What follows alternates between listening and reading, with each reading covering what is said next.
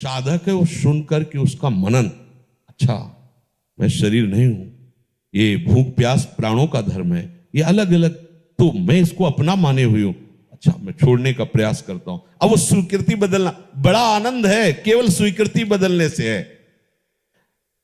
जब आसन लगा के बैठे ना, थोड़ी देर में यहां दर्द शुरू हो जाता है, जिसे कठोर आसन, सिद्धासन, पद्मासन आदि प्रारंभ की बात करें, जहां दर्द शुरू हुआ, नहीं नहीं मैं शरीर नहीं हूं, अब और दर्द बढ़ रहा है, नहीं नहीं मैं शरीर नहीं हूं, तभी उस दर्द को क्रॉस करने के बाद फिर सामर्थ्य आती है कि आप कई घंटे बैठे रह सकते हैं। 45 मिनट के बाद भीषण कष्ट शुरू होता है, ऐसा लगता है टूट गई जांग, दर्द शुरू, सहन है।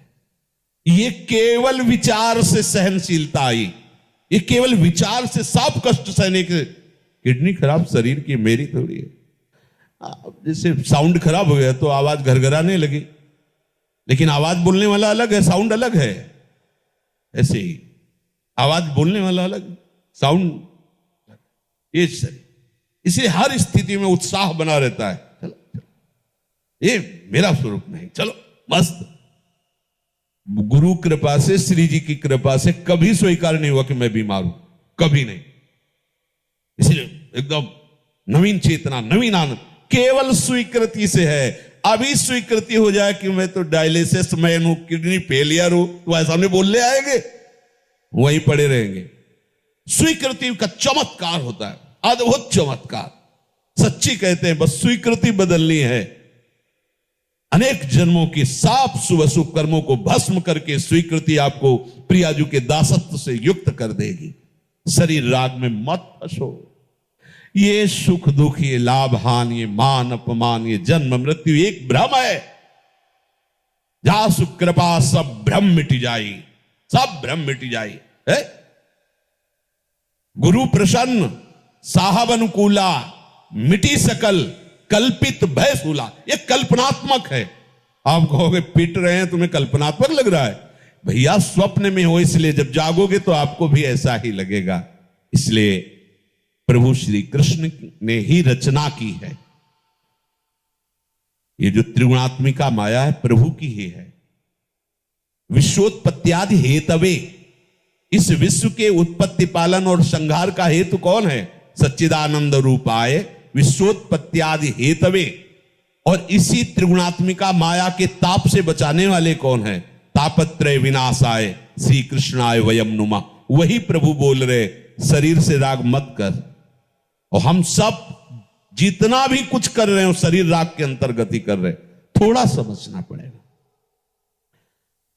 हम लोग सोचते हैं कि धीरे धीरे आगे चलकर ऐसी स्थिति आएगी। इतनी सामग्री ही नहीं इकट्ठा होने देते राग द्वेष, सब बहाते रहते हैं। वही बात चलनी में गैया दुहै और दैव दोष को दे, हरि गुरु कहो न माने अपनो ही फल। जो हमारी वृत्ति अगर ये इस बात में फंसी रही बहुत गड़बड़ हो जाएगा। एक बार कमर कस के इस शरीर को स्वाहा करो। स्वाहा क्या स्वाहा करना? आग में झोंक देना है? नहीं, मैं नहीं हूं, मेरा नहीं है। तो क्या है? ये प्रभु की धरोहर है, प्रभु को दिया। अपना तो बड़ा सरस भाव है। तनुवांग मनोभीर, ये शरीर, ये मन, ये वाणी, अब जैसा भी है प्रभु के लिए समर्पित करते हैं। समर्पित करने पर अब तुम्हारा अधिकार नहीं है कि मुझे ये भोगने की इच्छा, मुझे सूंघने की इच्छा, नहीं, अब तुम्हारा नहीं रह गया।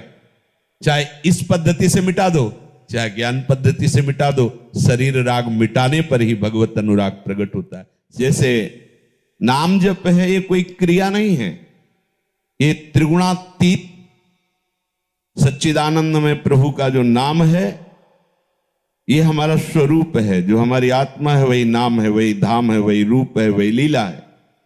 ये आत्मरति है, ये कोई क्रिया नहीं। ये त्रिगुणातीत है नाम, त्रिगुणातीत है धाम, त्रिगुणातीत है रूप, त्रिगुणातीत है लीला।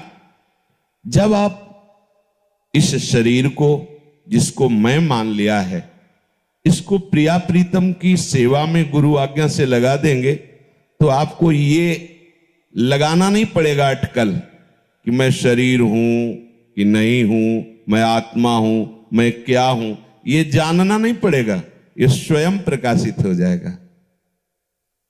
और उपनिषदों में भी ऐसा ही वर्णन है कि ये जो आत्म तत्व है बहुत प्रवचन करने वाले की समझ में नहीं आता। नायम आत्मा प्रवचनेन लभ्या न मेधया, बहुत बड़ा बुद्धिमान हो तो भी उसकी समझ में नहीं आएगा। बहुना श्रुतेन, बहुत सुनने वाला है तो भी किसको समझ, बोले आत्मा जिसे वर्ण कर लेती है। तो हमारी आत्मा किशोरी महात्मानम स्वामिनी जी, और उन्होंने वर्ण कर लिया।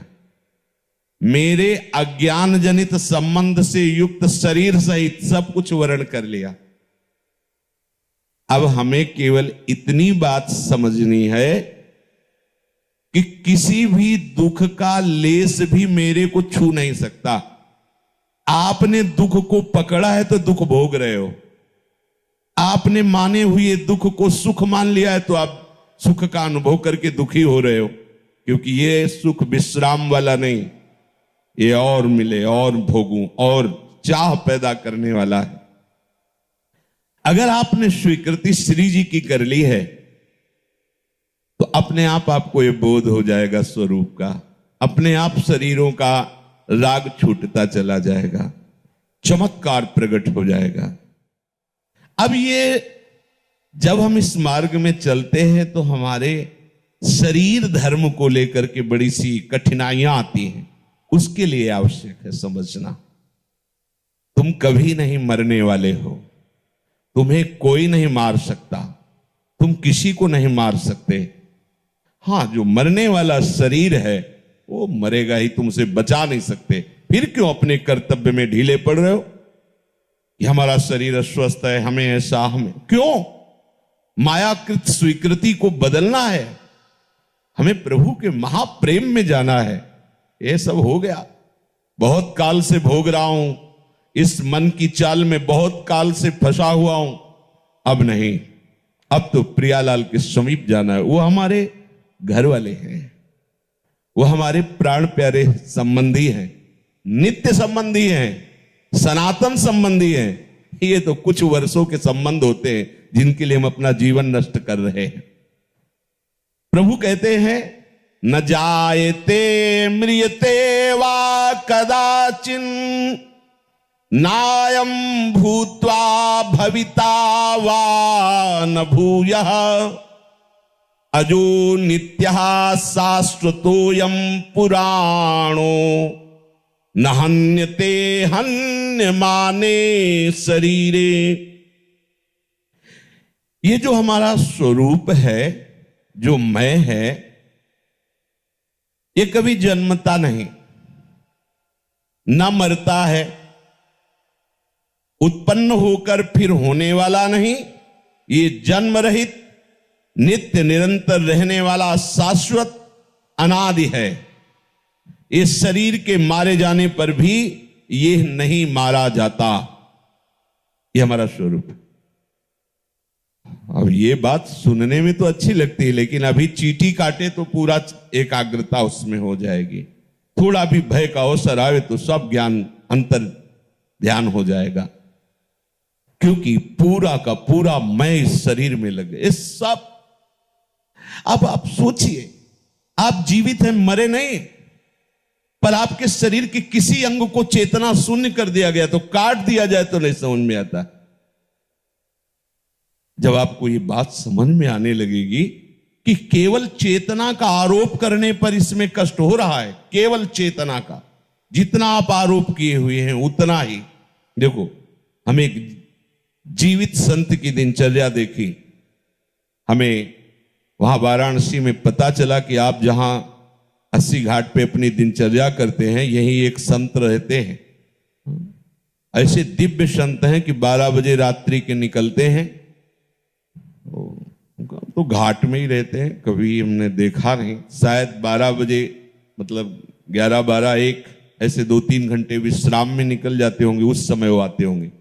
क्या था कि 80 घाट तो पूरा कच्चा था उस समय, तो 80 घाट और तुलसी घाट के बीच में एक दरार थी, और मतलब ज्यादा नहीं ऐसी, और इधर भी पत्थर लगे हुए थे, शेष ऐसे कच्चा।